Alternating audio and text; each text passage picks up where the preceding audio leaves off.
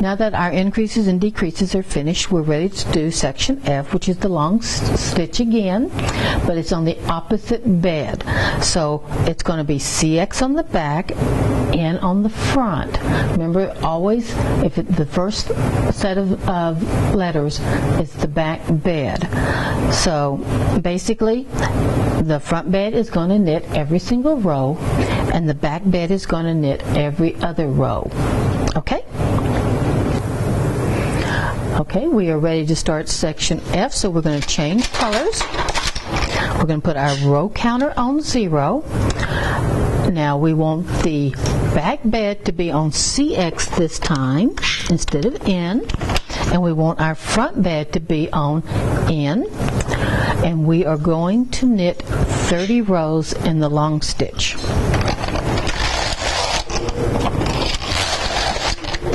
So when we go to the left, it only knits the front bed, and when we go to the right, it knits both beds.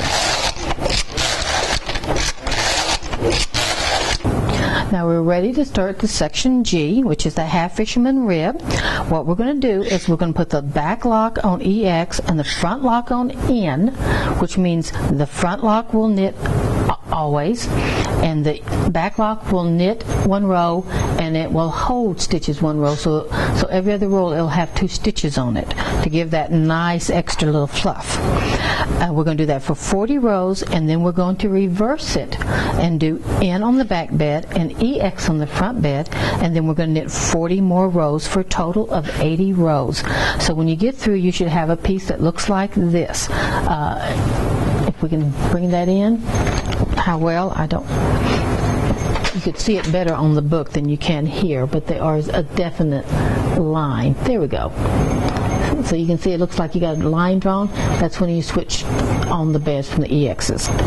So we're going to change color again. We're going to put the row counter on 0. Back lock is going to be EX. So we want to put it on N and then move it over to E and then back on X. Front bed is going to start on N, and we are going to knit 40 rows. Now see, as we come across, like I said, the front bed is knitting and the back bed is holding. Both beds knitted that time. So front bed knit, back bed holding, both beds knit.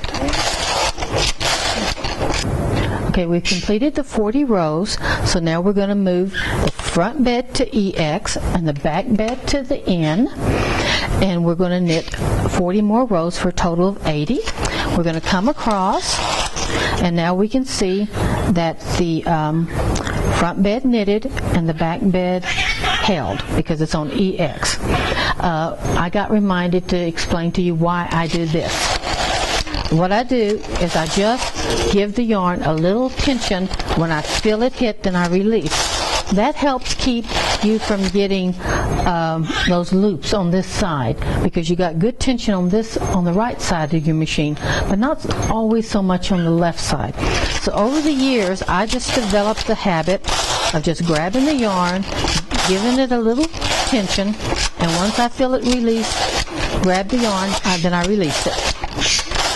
So we're going to knit to row count 80 to finish this half fisherman rib this way. Now we're ready to do the last part, which is H, which is just knit, knit, the same as we did at the very beginning, and then the cast off. We learned a long time ago how to cast off this, and you're leaning over the machine and it's back breaking. So I'm not going to follow this cast off. I'm going to cast off my way and show you how I cast off. So we're going to start, and we're going to change the colors. We're going to put both beds on NN. We're going to put the row counter on 0, and normally we would knit 30 rows, but we're going to stop 1 row short for the cast off, and we're going to knit to row count 29. So this is just strictly doing both beds knit every time for 29 rows. Okay, we have finished knitting 29 rows, and we're going to get ready to do the cast off. I always start 1 row short of what I'm going to knit if I'm just doing plain knitting. So what we need to do is we need to increase the back bed only to 4 1/2. So we're going to put 1, 2, 3. That's 3 clicks. So we went up 3/4 of a stitch. We're still back on both on in. We're going to knit 1 row. Okay. What we're going to do now is we've gotten this 1 roll is a little bit bigger. We're going to transfer these back bed needles over to the front bed. So we're going to take off our edge springs.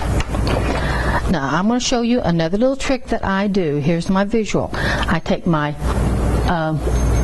my comb and I put it right here in front of my lock, because I'm going to put my racking handle, and we're not going to put it there, but I'm going to put my racking handle in the 12 o'clock position that's straight up, so that my needles are butt to butt, and that will make it easier.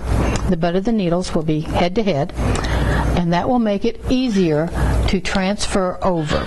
So I'm going to transfer all of these needles over from the back bed to the front bed. And I just dropped another stitch. So we're going to pick that one up. I'm going to grab my orange tool. I can see it. And I'm going to grab that stitch. And one thing I like about using the cast on cones is that weight. For some reason, if you've got weight on this yarn and you drop a stitch, that stitch stays right there for you. It doesn't go anywhere. So now I'm going to go ahead and I'm going to transfer all these. Now we're going to leave the back bed needles in working positions because we're going to use them again.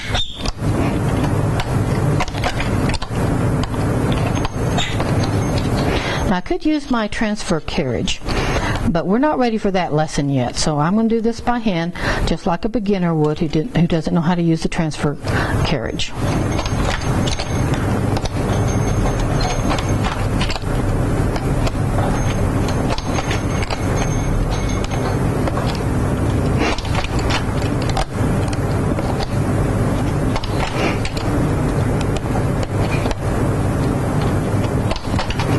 We got one more to transfer over.